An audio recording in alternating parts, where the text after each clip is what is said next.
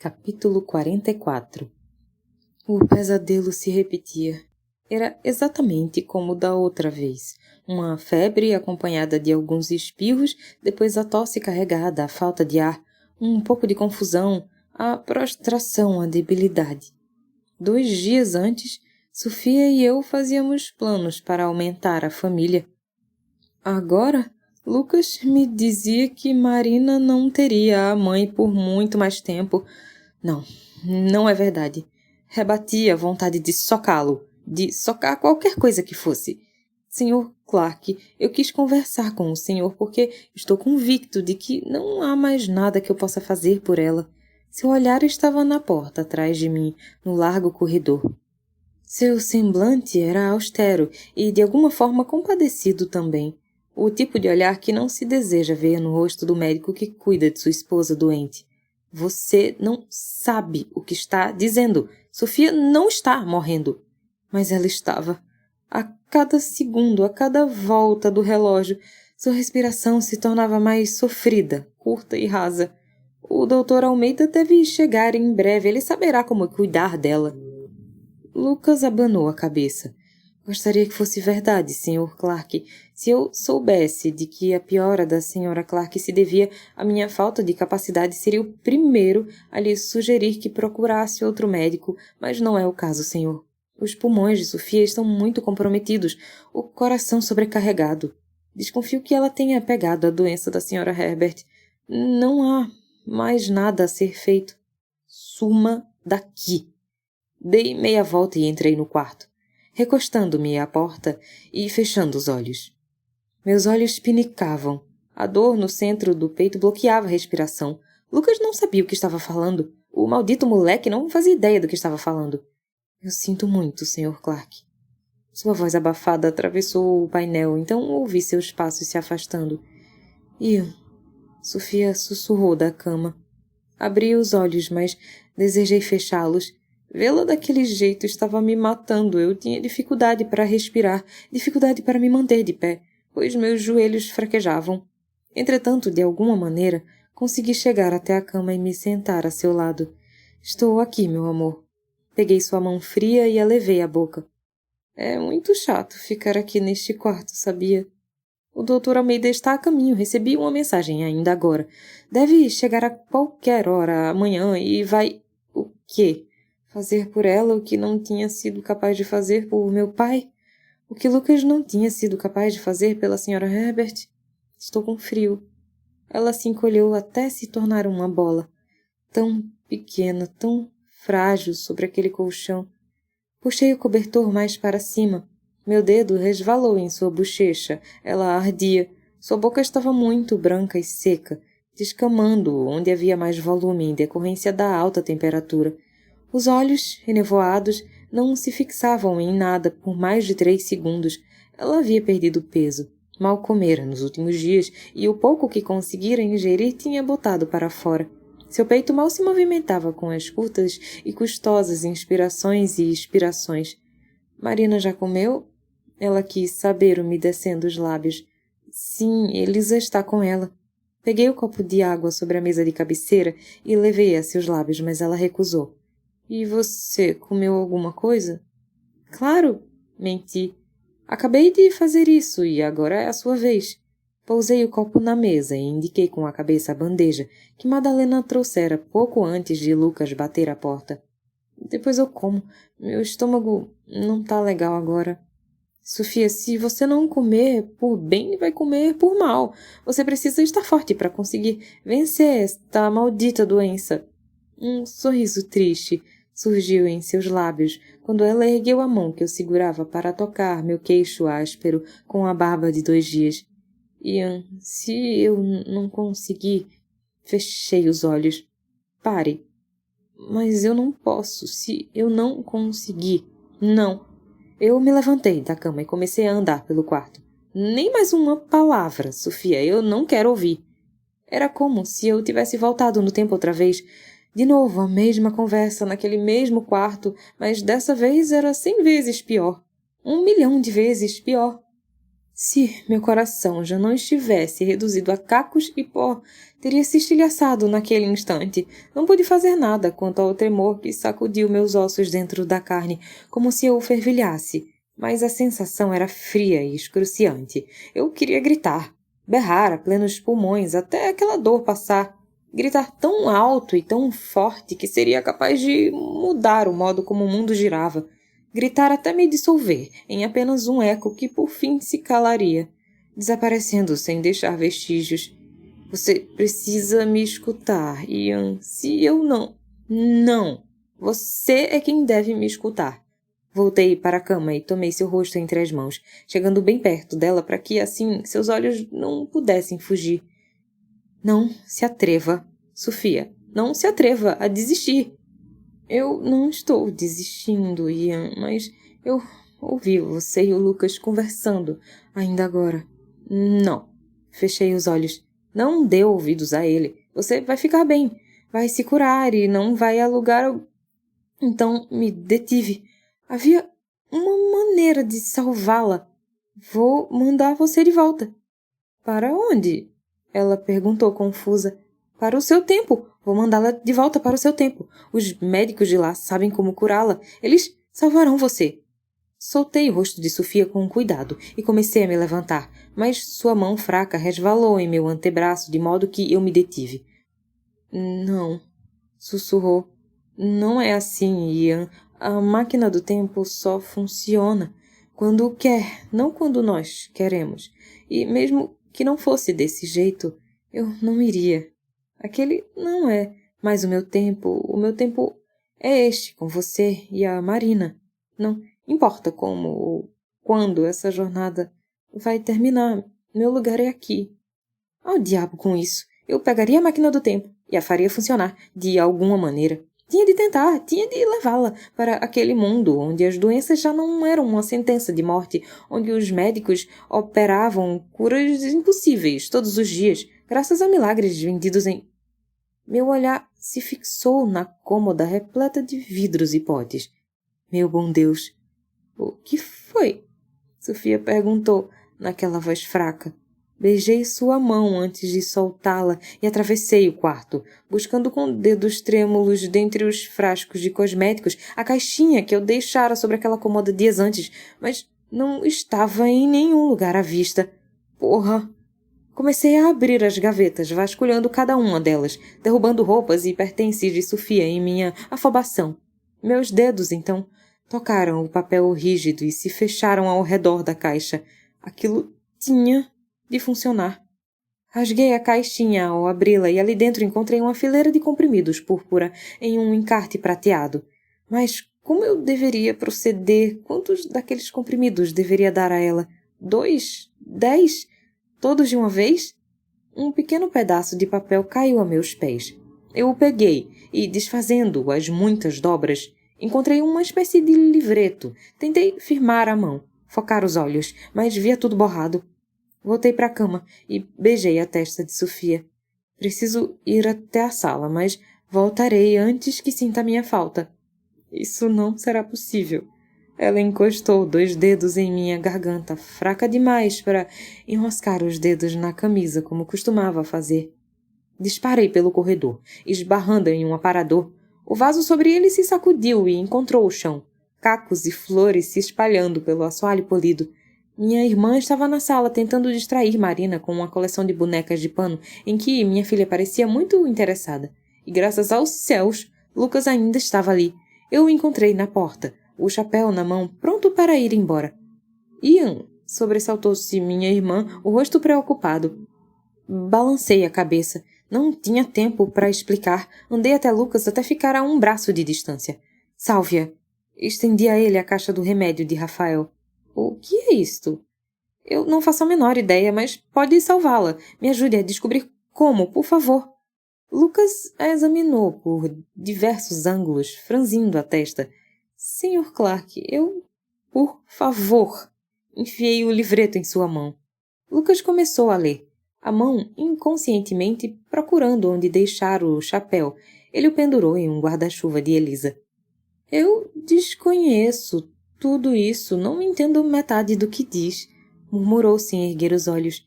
Também não consegui entender, mas deve haver algo que lhe soe familiar. Apenas descubra como podemos tratá-la usando isto e me procure. Guardei o remédio no bolso, mantendo a mão sobre ele enquanto retornava para o quarto. Encontrei Sofia adormecida. Sem fazer barulho, sentei-me a seu lado, velando o seu sono, rezando para que Lucas descobrisse como aquele milagre poderia funcionar. Não tardou para que houvesse uma batida na porta. Encontrei Lucas boquiaberto, parado em frente ao painel de madeira, o livreto ainda nas mãos. Onde o senhor encontrou isso? Descobriu como podemos tratá-la? Isso era tudo que importava. A principal recomendação é seguir a indicação do médico. O rapaz endireitou os ombros ao perceber que não obteria uma resposta, assumindo uma postura profissional antes de entrar no aposento. E, então, fechei a porta. Ele balançou a cabeça. Eu não tenho ideia do que lhe dizer, Sr. Clark. Muito pouco do que li neste folheto me é familiar. Fechei os olhos, pressionando as têmporas com os punhos fechados. Por favor, eu implorava em silêncio. Mas abri os olhos no mesmo instante e o encarei.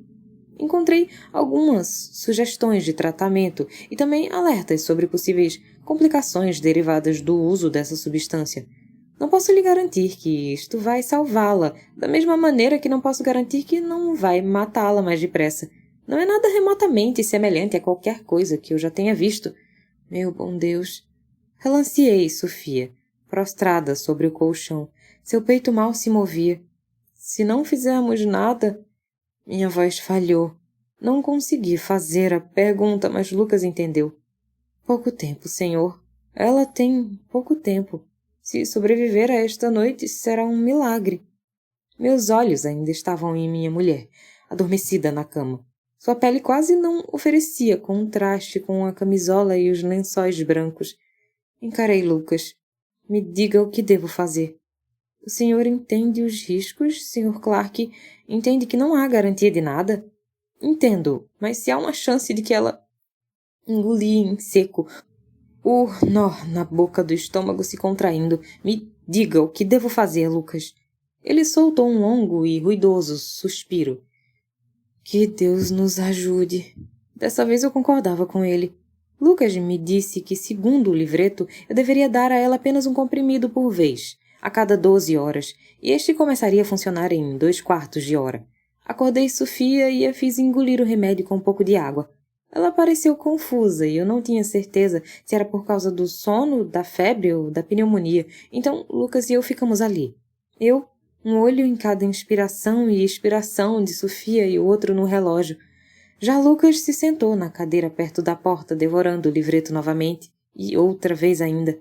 Penicilina, ele murmurou. 1 hora se passou, sem mudança alguma, exceto que ela parecia pior. Então 2 horas, 3. A temperatura de Sofia continuava alta, seus lábios entreabertos e descamados estavam acinzentados, o pulso fraco e mais rápido do que nunca. Deus, não havia funcionado. Eu ia perdê-la. Curvei-me sobre ela, fechando os olhos com força e tentando deter o tremor nos ombros, o embrulho no estômago, os soluços, mas fui incapaz. Como poderia? A mulher, que significava o mundo, para mim estava partindo e dessa vez não havia nada nem ninguém que pudesse trazê-la de volta.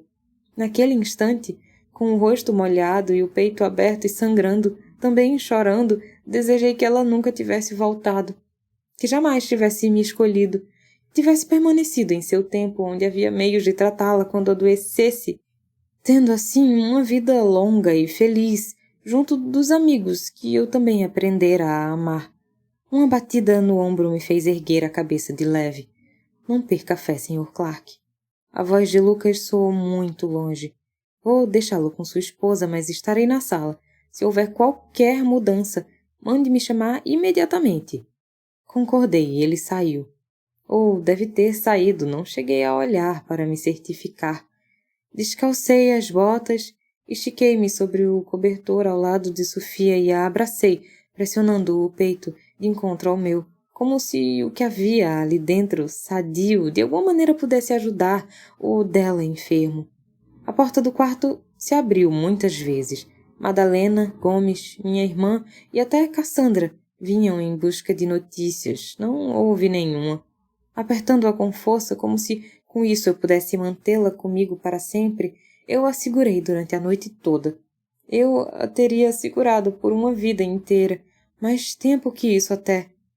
Um novo dia começou sem que eu percebesse. O sol brilhava e se infiltrava pela trama das cortinas, salpicando o quarto de pequenos pontos luminosos. Os pássaros cantavam ali perto. Era injusto. Não combinava com o que estava acontecendo. Por volta das 10 da manhã, imaginei ter percebido uma pequena, ínfima melhora em seu pulso. O medo de ter esperança, de estar imaginando coisas, deixou-me mudo, paralisado por quase um quarto de hora. Tudo o que pude fazer foi observá-la atentamente, buscando qualquer sinal de que eu não estava fantasiando. Havia um pouco de cor em seus lábios, nada comparado ao rosado escuro, quase rubro, tão característico deles, mas já não estavam cinzentos, não muito.